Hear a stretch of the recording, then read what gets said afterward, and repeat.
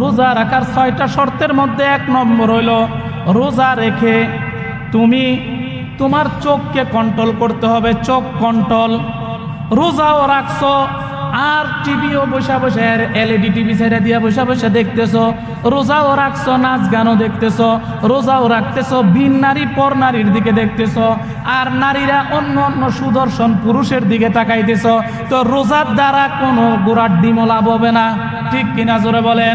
তাহলে 1 নম্বর হলো চোখের হেফাজত। আল্লাহর রাসূল বলেন জিনাল আইনিন নাজরু, চোখের জিনা হলো দেখা। আমরা মনে করি ফিজিক্যালি সম্পর্ক যেটা হয় এটার দ্বারাই মানুষের চরিত্র নষ্ট হয়, না না না, ফিজিক্যালের বাদেও এই চোখ হইল শয়তানের তীর। আল্লাহর রাসূল বলেন জিনাল আইনিন নাজরু, চোখের জিনা হইল, চোখের ফিজিক্যালি সম্পর্ক হইল চোখ দিয়া ভিন্নারি দেখা। আল্লাহ আমাদেরকে হেফাজত করুক, সকলে বলি আমিন। তো 6 শর্তের মধ্যে 1 শর্ত হইল চোখের হেফাজত। 2 নম্বর হইল মুখের হেফাজত। এই মুখ দিয়া যা তা বলা যাবে না, পরের গীবত করা যাবে না, শিকায়েত করা যাবে না, বদনাম করা যাবে না। আর যদি কেউ করতেও আসে তাহলে শোনা যাবে না। 2 নম্বর হইল মুখের হেফাজত। এই রোগে আমরা সহ সবাই রোগী। আমরা পুরুষরা যেমন তেমন, আমাদের মা বোনদের তো কথাই নাই। একবারে সকালবেলা ভোর রাত্রে যখন ঘুমায় টুমায় সকালে 8টা-9টার দিকে উঠে, তখন একটা সংসদে কি হয়েছে, এটা হয়েছে, ওইটা হয়েছে। আর পুরুষরাও তো আল্লাহ দিলে একত্রিত হইলে বদনাম শুরু হয়ে যায়। তাইলে মুখের হেফাজত, মুখ দিয়ে যে কোনো কথা বলা যাবে না। এখন একটু হিসাব করি তো, বিগত দিনে যে আমরা রোজা রাখছি, আমরা না চোখের হেফাজত করছি না মুখের হেফাজত করছি? তো বলেন তো এই রোজা রাখার পরে আমি কেমনে মুত্তাকি হব? তাহলে আল্লাহর নবী বলেন, মুফাসসিরিনে কেরাম বলেন 6 শর্ত মেনে রোজা রাখা। 1 নম্বর হলো চোখের হেফাজত, 2 নম্বর হলো মুখের হেফাজত, 3 নম্বর হলো কানের হেফাজত। কানের হেফাজত কেমনে? এই কান দিয়া মিথ্যা কথা শোনা যাবে না, এই কান দিয়া গান বাদ্য শোনা যাবে না, এই গান দিয়া গীবত শিকায়ত শোনা যাবে না। নিজে বলবো না, অন্যের কাছ থেকে গীবত শিকায়ত নাচ গানের কথা এটি শুনবো না। 3 নম্বর।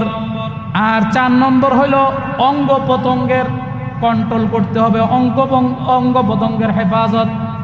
এখন রোজা রাখছি আর কোনো কাম নাই, মানুষ মনে করে আর কি ওই রোজা রাখছি তো না খাওয়া দাওয়া তো নাই, এখন আর কি করবো? কেউ লুডু লইয়া বয়, কেউ টাস লইয়া বয়, কেউ 3 গুটি লইয়া বয়, কেউ 16 গুটি লইয়া বয়। এরকম আছে না নাই জোরে বলেন? অথবা অন্য কোনো কাজ অঙ্গ প্রত্যঙ্গের দ্বারা করে। তাহলে এটাও আমার কন্ট্রোল করতে হবে। এগুলি সব শরীরের এক একটার দরজা জানালা, সুবহানাল্লাহ। তাহলে আমার এই অঙ্গ প্রত্যঙ্গ দেহকেও কন্ট্রোল করতে হবে, হেফাজত করতে হবে। 5 নম্বর, এই যে সারাদিন সুন্দর করে কষ্ট করে রোজা রাখলাম, চোখের হেফাজত করলেন, মুখের হেফাজত করলেন, কানের হেফাজত করলেন, দেহের হেফাজত করলেন। 5 নম্বর, এই সবগুলি কষ্ট করলেন। এরপরে 5 নম্বর হইল যত আমলেই করি না কেন সবগুলি ঠিক আছে, কিন্তু এই সবগুলিকে আরো বেশি সঠিক করার জন্য হালাল রিজিক দ্বারা আমাকে ইফতারি করতে হবে। সুবহানাল্লাহ। কি দিয়া বলেন? একবারে হারামের 15-20 আইটেম 30 আইটেমের ইফতারি আমার খাওয়ার কোনো দরকার নাই। আল্লাহ এই সময় এই হারাম খাবার আল্লাহ আমরা দেখতেও চাই না। কয় ঢাকার পুরান ঢাকার ইফতারি বড় লোকের বলায় খায়, আল্লাহ আমার মতো ছোট লোকে বড় লোকের ইফতারি খাওয়ানোর দরকার নাই। আল্লাহ হালাল ভাবে সামান্য 1 ডুব পানি 1 ডুব খেজুর দিয়া হইলেও আল্লাহ আমাদেরকে ইফতারি করায়েন। আমিন বলেন আমিন।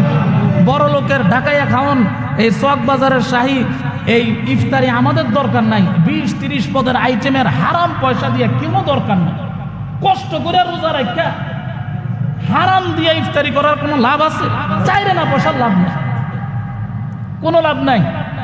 1 লোক একবার 1 মন দুধ খুব সুন্দর করে জাল টাল করে খুব সুন্দর করে তৈরি করে রাখছে।